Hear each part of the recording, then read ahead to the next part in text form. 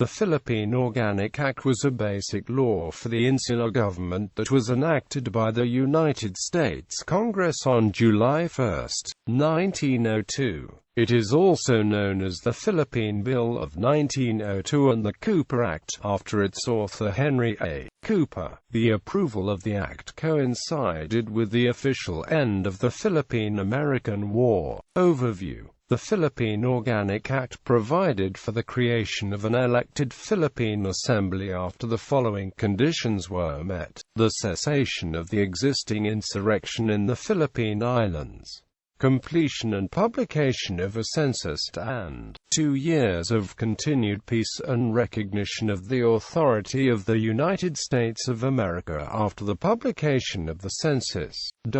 After the convening of the Assembly, legislative power shall then be vested in a bicameral legislature composed of the Philippine Commission as the upper house and the Philippine Assembly as the lower house.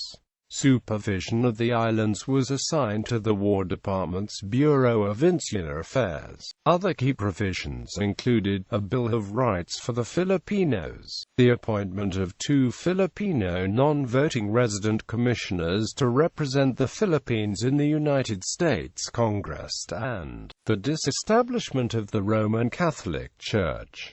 Conservation of natural resources for the Filipinos, exercise of executive power by the civil governor who would have several executive departments, establishment of the Philippine Assembly to be elected by the Filipinos 2 years after the publication of a census and only after peace had been restored completely in the country.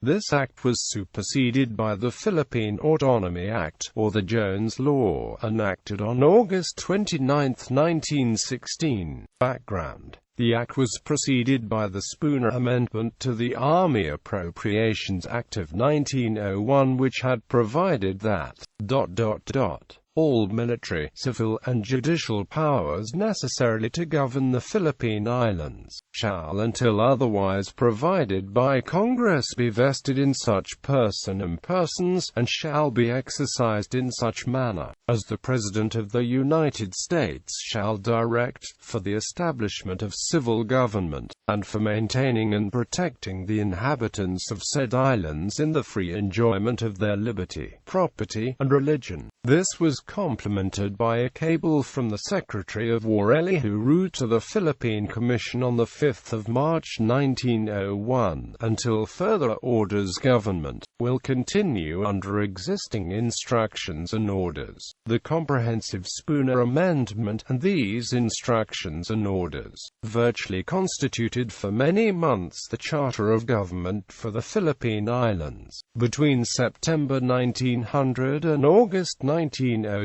the Second Philippine Commission issued 499 laws. Implementation. The Act was enacted into law on July 1, 1902, and the Philippine Commission executed its provisions. A census was conducted in 1903, and published on March 25, 1905. The Philippine Assembly elections of 1907 were held on July 30, 1907 for 80 seats, and on October 16, 1907, the first Philippine legislature was inaugurated at the Manila Grand Opera House. As a result of the act, the Catholic Church agreed to gradually substitute Spanish priests with Filipinos and to sell its land. It refused, however, to send the friars immediately back to Spain. In 1904, the American administration bought 166,000 hectares, a major part of the friars' holding, over half of which was in the Manila area, and the land was resold to Filipinos, some of them tenants but the majority of them estate owners.